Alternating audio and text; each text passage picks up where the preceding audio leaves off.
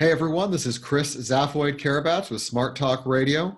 Today I have with me Sergi from Pungo app, a wallet and exchange and all sorts of things based out of Spain here.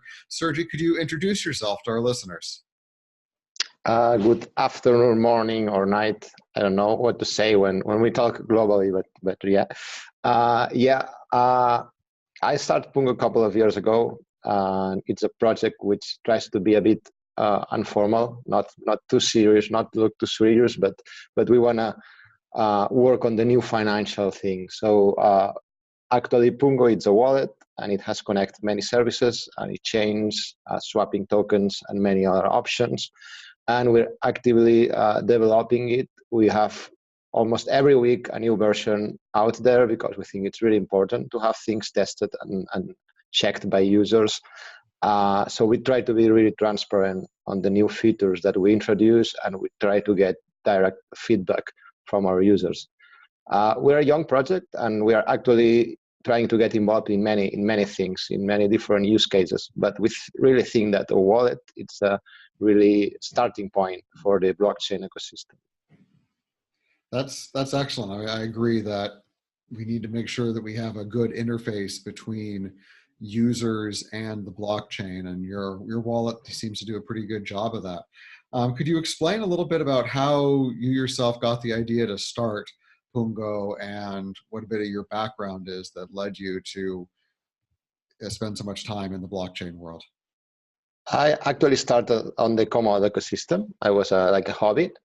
I actually studied economics, so that's nothing. It's far away from from blockchain, but well, far away, but really close because we are talking about new money, so it's quite related. And about Pungo, it started like 1.5 years, more or less. We actually had some ideas of doing kind of scroll platform, and we actually did some work like to create a marketplace.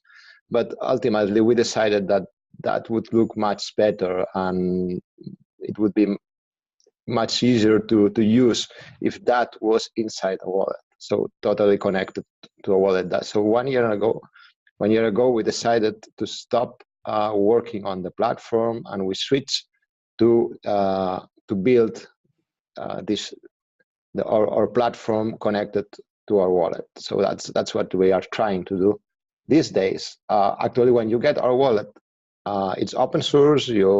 We believe that users should keep control of the funds. Even that's a bit controversial because some people might say it's not user friendly and users keep losing their funds all the time. And I agree, it's really difficult to educate people to keep control of their funds. But I think that's also important to find simple ways that users can do that, because ultimately I think that's what blockchain is about, or this blockchain financial revolution, to give the power back to the users, and that's what I do care. So what we're trying to do is to mix a bit the two systems, the easy interface from a wallet, trying to build an easy and clear interface, and at the same time trying to let users keep the control of their funds. And I think that's a challenge for us here. Absolutely. That's a very important thing in the blockchain world, because we've all used web wallets and desktop wallets and mobile wallets that they sucked. So it's not something we could ever point our moms to and say, hey, you can use this, you can safely keep your funds here, you can trust this. And so having a good user interface is vitally important to be able to move forward into these next steps of the crypto revolution and have people have an easy time controlling their own funds and maintaining that ability to be in charge and be sovereign in their own finances. You mentioned you had a bit of an economic background, and you said that was far away, but I agree, not really, because none of this makes sense without sound economics behind it. Could you talk a bit about that background and how that prepared you for the crypto world?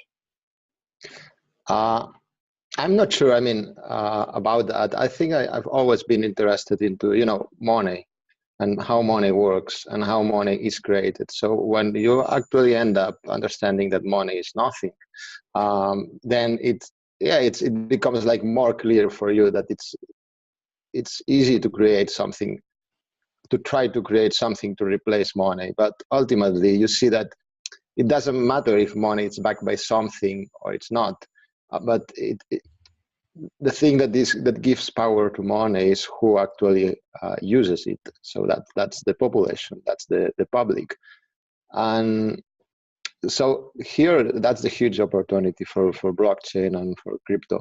But also you end up, when you have been for some years on the crypto space, you see that basically who decides what's money and what's not money, it's the legal system and the power behind who's managing the wall. So then you see that the money, it's not a big deal. It's just very stupid thing. And basically who decides what's money, it's the man who's on the top, or the power who's handling all the wall. So I think economics is quite simple. I mean, people tries to make it look very complex, but at the end, it's quite easy to explain, because it's quite idiot proof, I think. That's great because, yeah, a lot of the big and well-paid economists out in the world, they probably don't want things to sound simple, like so many of the industries out there that make things sound more complicated than they have to be. But you're absolutely right. Money is, there is no such thing as intrinsic value. And money is really about what can be used as a medium of exchange to store value. And the whole reason we have money is so that, if I make shoes and you make houses, there's no way you need as many shoes as it would cost to make it worthwhile for you to make me a house. So we have money sitting in between, so we can exchange value that way. And there's no reason that the government has to be in charge of that. In fact, we've seen over the last 100 years that the governments have been slowly stealing everybody's wealth through their control of money. And they're maintaining a lot of control over that. So I agree completely. And also, it is about who uses it. That's why we at SmartCash, one of the things I like to say is we're trying to get the currency back in cryptocurrency. Our focus is on being used as a medium of exchange, so people can actually exchange value without the fear of government-controlled inflationary theft over the top of it. So I'm glad we align a bit there. And yeah, that's one of the things that when we started, introducing new currencies into the wallet, we were searching like for these projects that were open enough, because there are some crypto projects which are very closed or close-minded. I mean, it's their position, and I think it's fine, it's okay, I respect that. But we found, for example, a SmartCash who was very open, to create new things, new projects, new approaches, and very open on marketing too. So, and that's really important. SmartCash puts a lot of focus on community, and I think that's really what differentiates SmartCash from other projects. You have like a good technology, but you also put a lot of effort on communication, and I ultimately I think that's really important. Ultimately on the technology part, it's not so important I think on cryptocurrencies which one is the best on the technology, but the one that is able to capture enough public and enough a strong community behind, and it can be started to be used as a medium of a change that could succeed as a small currency. Of course, everybody wants to be the next dollar, but I think there is a space for a small currencies, cryptocurrencies in the world. It doesn't matter. A group of freaks here and a group of freaks there using a small currencies, that can have a future. I mean, if you're using in a game or in different use cases, that has sense. So I think that SmartCash it's a good example of that. well, thanks. That's what we're going for here is building our community from the ground up and building usage from the ground up, not focusing on pie in the sky stuff that it feels like so many of these other crypto projects are focused on, but focused on what makes a currency. So it's good that we're on the same page there. I'm happy that you recognize that and we are able to work together. Why don't you spend a little bit of time talking to our audience about what Pungo really is and what it does, and what your wallet is meant to do and what your vision for that is? Yeah, I think, okay, let's try to do that. I think Pungo is like, or we could see Pungo like an explorer, like a tool, a Swiss knife that you can use it for many things. We're actually building several things which are based on blockchain. That's the wallet, but we do have a backend behind that, which is, it's centralized more or less. So it's kind of a scroll platform, and we are able to make swaps on it. We're able to create orders and to verify users, to do several things. And we have connected the wallet with that platform. So now what the first use case, it's cryptocurrencies, and that's Pungo Wallet. But we are already working on different use cases that might be very different. And what we are actually searching is companies and looking at different businesses that might be interested into applying that. That could go from, for example, from a voting application. For example, we're actually talking with some organizations to make like we do on Komodo. We do voting. We elect notaries every year, but we're also talking on remittance applications, on payment sending using stable coins. So there are quite a lot of things that can be done, and the base is the same. For example, we could take an artwork and of different artworks and trade them, create the tokens and trade them. And part of this process, the tokenization, we say that, and part of this process must be centralized, because there must be someone who's watching. The users need to be verified, because no art gallery is going to allow you to change tokens of an artwork without knowing who's holding them. So, I think it's the mix of blockchain and this verification layer and this centralized approach. It's what has sense for a lot of businesses. Well, anytime you're touching real world stuff like that, you have the Oracle problem, where somebody has to be in charge of tying that piece of artwork to that token, because you can move the token around all you want, but the artwork is a physical piece of thing that can't be moved across the blockchain. Yeah, but I sorry to interrupt you on that, but I think that the Oracle thing, and there are many. I mean, we can make things as complex as we want, but in the real world, things have been working so dumb until now, that people trusting on third parties without caring about anything. That we don't need to search for perfection. I think that's an error. I prefer to have things simple than too much complex. For example, multi-signature is a clear example.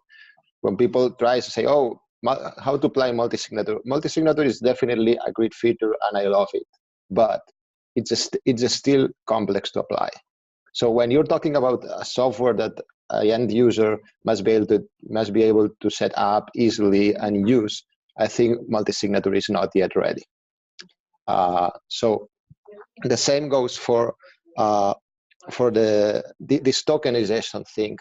I think it can be done in a semi-centralized way, in a very easy way, and it's not some DEX, for example, all the DEX stuff. It's too complex. It's not market ready. Yeah, absolutely. It doesn't. Everything doesn't have to be completely and utterly decentralized. There are some things that make sense that individual actually controls things, and it's very important that you. I agree with what you said. We don't need to go for perfection with the first run, because we don't know. We don't even know what perfection looks like right now. We have no idea what the space will be like in 5 or 10 years. We have no idea what the technology will be. We could spend the next 10 years making something that we think is perfect right now, and in 5 years there could be a technological advancement that makes it completely not perfect for whatever reason. So one feature that we are introducing, for example, which is centralized, that and we know that, and we are adding it into our wallet. It's the ability, for example, and it will be out there I think in 2 or 3 weeks, the ability for anyone to sell tokens and to change to swap tokens against any other token directly from the wallet. This is not science fiction technology. This is just an escrow which allows you, for example, to sell 1,000 Smart at $1, because I really believe Smart will go to that price soon. and somebody else to took that offer in the next 5 minutes, and or part of it, not doesn't have to be the full offer, and directly wallet to wallet with an escrow platform helping in the background. So this is a very simple, this is a centralized technology, but it's quite secure because your funds stay most of the time in your wallet. And I think that's important. Even using centralized technology, it's simplicity, you know, that you can get that from the wallet. You don't need to go to an exchange, register, and all that stuff, because that takes time. And then you lose your password, and then you need to find out the page of the exchange and what does those strange charts mean, but directly trade within the wallet. And I think that's a very simple feature, but yet powerful. So if we can allow all these small cap tokens, there are a lot of tokens which they don't have, you know, the ability to get listed into a big exchange. So if we can have and let users trade on their wallets directly, I think that's really a powerful feature that allows a lot of users to get access to tokens. And I think that has total sense to have this kind of feature in our wallet. And I will be really ready to add DEX when it's ready. And I know some Ethereum DEX are already there, but when it comes to the art gallery, they will not ask me for a DEX. They will ask me for our platform, trading platform, because they want control on that. So what I mean, it's cryptocurrency for now. For Pungo, it's a use case, but all the technology that we have behind, it allows to focus on other businesses. And I think that's the important point. It's just a testing place for us. It's a very important testing place, and it's a very important market, but we can reuse this technology for many other businesses. And that's actually what we're doing this year, definitely. Interesting. Yeah, I like the idea of the in-wallet exchange and making it easy for people to get whatever coins or tokens they want. There's definitely value in that and demand, and I think that there'll be more and more demand for that as time continues, because when we hit the next bull run, it'll make the last bull run look like nothing, I expect. And that's very useful and user-friendly. So it sounds like you, as part of Pungo, are trying to do a lot of different things. You're not really focused on a single area. You're trying to be this wallet that kind of is an individual's gateway into the crypto space. Is that a good way of saying it? I think that's actually an advantage. I do know a lot of wallets out there, and they are doing great things. But our advantage is that we are not a wallet. We have a backend. We have an API. And in fact, if another wallet comes tomorrow and asks me to integrate our API, we're totally open for that. So the thing is that the wallet, Pungo wallet, is just the showcase of our products. And of course, we have to work on it, and it has to look great, and it has to work out of the box. But the technology that we are really building, it's all the modules that are behind the Pungo model. And that's our advantage or difference between some other wallets, which are really focused on the front end, on the cryptocurrencies that they add. But our business is another one. So I see them as potential collaborators, not as competence. Yeah, that makes sense. So using the wallet as as you said, a showcase. So basically, this is what our technology can do. You can use our wallet, but if you're making something, you can integrate some or all of this into your own application as well. Yeah, that reminds to the browser, right? Yeah, I mean that makes sense completely. Yeah, that's pretty cool. So as far as Pungo goes, how long has Pungo been around? I would say as Pungo just few months because we rebranded like six months ago. But Okay. as a project, I would say a couple of years. As a project with some funding, 1 year and a half, and and now probably trying to survive the beer market, who seems that might be coming to an Yeah. And you said you studied economics beforehand, but what did you do before this? end. I've been involved in procurement. Uh, on energy market, I have quite a good knowledge of energy market in Europe, and it sucks. at, Yeah. at least in Spain, and yeah, but I've been always playing with technology since 2014. So I really love blockchain, and apart from what I'm saying about simplicity, I do love blockchain. I do love its complexity and its upcoming features. And it's not that I hate them. It's not that I don't want things to become decentralized. I would like that to be business ready and mainstream tomorrow. But as because I know them and I see how this technology evolves, I know that's not possible. At least that's not possible for a lot of businesses. Maybe for some, yes, but not for all of them. Yeah, so the focus is on getting something that can be out the door sooner for all the corporations and the businesses that need something now versus waiting until everything is perfectly decentralized, whatever that actually means. That's correct.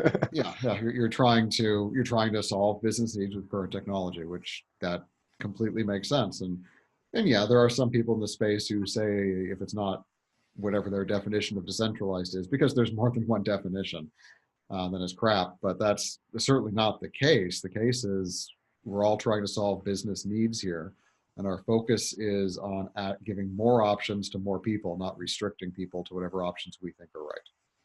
That's correct. I actually love the word distributed because many times you can use centralized software, centralized approach, but yet keep a distribute approach. That which means that the minimum amount of funds are at risk at any time, and that's actually a very effective way of uh, throwing away or the honeypot effect.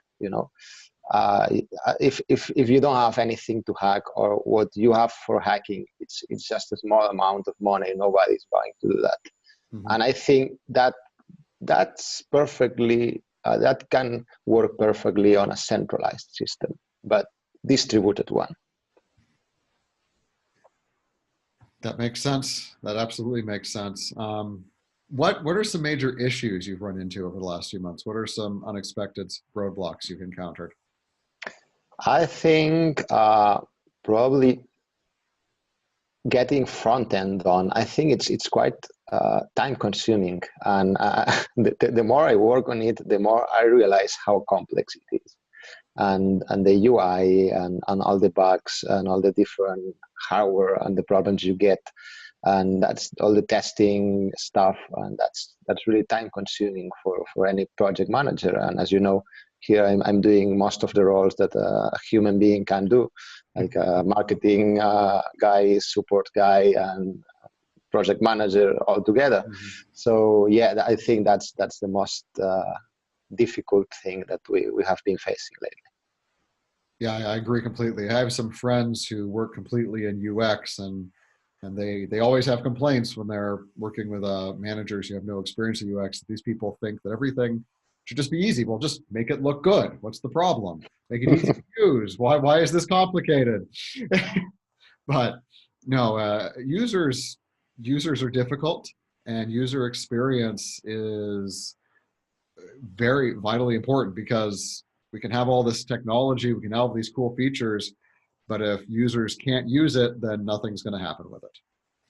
Yeah, that's it. I love iteration. I mean, I'm a big fan of iterations, and some people say, oh, but you shouldn't release. I think, and I say no. I prefer to release what I have, and I prefer to iterate all the time, time after time, and that's probably a personal choice. But for me, it's like a more, it's what has most sense for me, like the iteration, because life is like this. You learn on the road. There is no like perfection. Things are not, you don't do things and then you release them. It's like you learn as you go. I think that's the way for software too. Absolutely, absolutely. We have to learn as we go along. Well, I think that covers most of the things I wanted to talk about. Can you let our audience know where they can find you, where they can learn more about Pungo, and how they can start playing with your stuff? Sure. I think our site is quite easy. It's pungo.app. Actually, Pungo means nothing. If people ask, it means whatever you want it to mean. I think it's a cool word. It sounds good, and that's why we chose it, because it's funny and it's easy to say. It's easy to remember. So let's go to pungo.app, and it would be interesting if someone would find strange meanings of Pungo in different languages. I actually haven't been able to do so, but maybe in some Asiatic regions it might have some meaning. I actually saw somewhere that I don't know in which Asian language it meant like something like cool. Some urban dictionary out there I found that, but I don't really trust it, so I'm not sure about that. Oh, that's pretty funny. But absolutely, it's important that people find their own meaning and stuff, and it's nice having a name that doesn't come preloaded with meaning to people. So that's good. It's good you found one that's sounds good, easy to remember, but doesn't mean anything to anybody yet. That's pretty cool. So, all right. Well, everybody, make sure to check them out at pungo.app or pungo.io and all their various Pungo ecosystem sites. And thank you very much, Sergi, for your time this morning, or I guess this evening for you. And I hope to talk to you again soon. Thank you very much for your time, Chris. It was a pleasure to talk with you.